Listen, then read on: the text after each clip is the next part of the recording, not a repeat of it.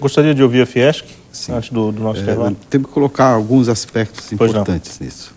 A demanda hoje por ferrovia é mais latente ainda, porque nós estamos nos defrontando com a nossa malha rodoviária bastante comprometida, tanto no seu fluxo, na sua movimentação, nos conflitos dos centros urbanos e no crescimento da economia, né, no aumento do consumo, no aumento das importações e movimentação portuária.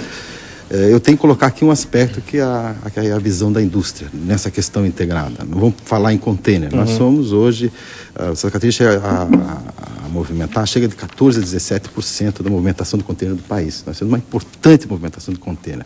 O Porto de Itajaí chega a movimentar 60% do container refri, que é chamado container refrigerado, de todo o país. E eu vou lhe dar um exemplo de qual é a visão da indústria nessa questão da intermodalidade.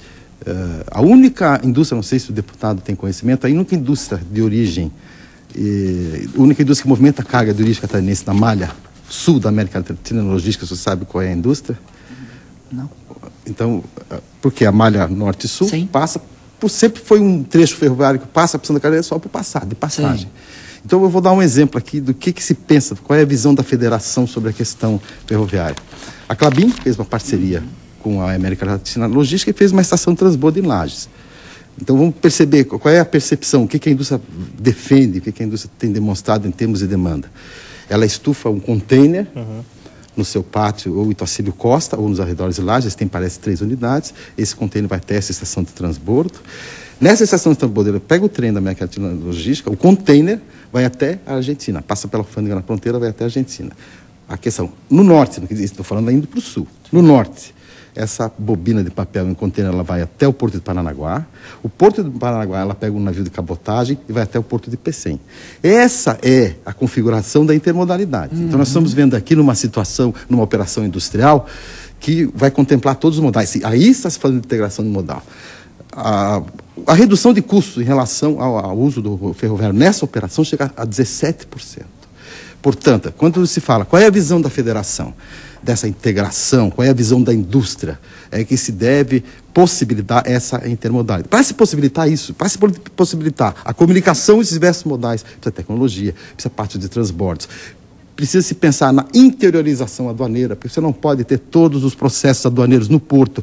Por exemplo, de termos estações aduaneiras, por exemplo, no extremo oeste, e que a carga entra no trem e ela vai direto para o porto e carrega para o navio, sem sofrer nenhum processo.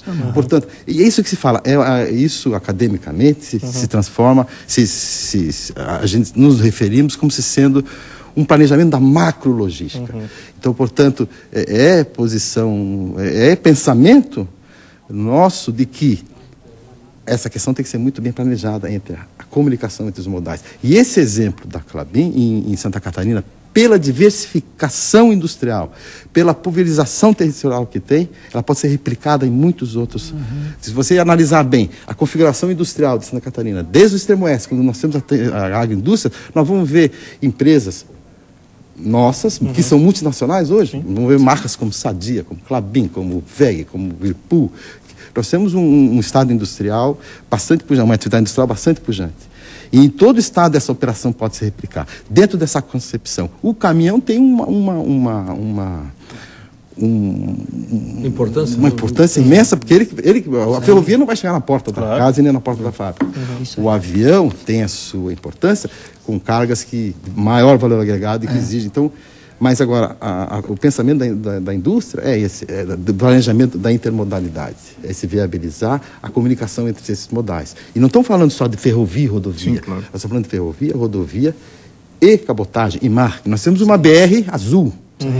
Né? E hoje já tem, pensando nesse crescimento da containerização, as empresas de navegação já estão colocando à disposição para cabotagem navios que carregam mais de 4.000 containers. Se você imagina que um navio de 4.000 containers, sabe quantos caminhões ele tira da rodovia? 4.000 caminhões. Claro. Numa operação. Então você vê lá que a Klabin está levando de Pecém até... de Paranaguá até Pecém.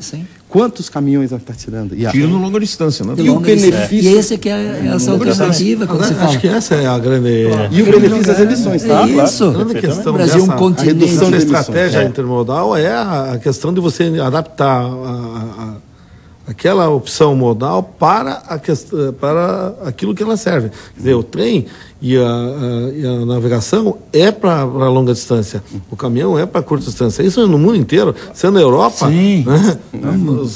Os rios... Tem razão, Ricardo. Agora tu vê uma coisa, nós temos 8.500 quilômetros de costa marítima, mais 1.500 nós temos de água lá em cima. Nós saímos com uma cegonheira levando veículos fabricados ali no Rio Grande do Sul pelas rodovias para chegar a Pernambuco. Na questão das exportações e importações, hoje nós temos em Santa Catarina 4 navios de cabotagem. Qual é o grande problema que enfrenta a cabotagem?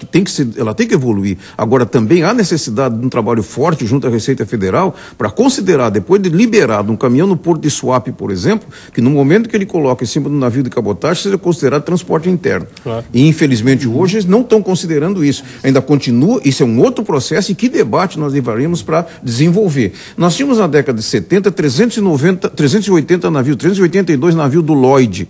Hoje não temos nenhum mais. Então isso tudo acabou. A malha ferroviária do tempo antigo era do 25 km, que os trens de turismo estão fazendo nas liturinas hoje com os 25 km por hora. O Egídio trouxe uma questão importante, né, que agrega essa questão que nós estamos falando. Nós falamos das questões intermodais, mas também tem outro aspecto que precisa ser visto. Quer dizer, precisamos pensar numa aduana lá na ponta, lá dentro. A interiorização aduaneira. Nós temos que pensar na questão da Receita Federal, operando lá, o nosso Ministério da Agricultura operando lá, liberando a carga lá.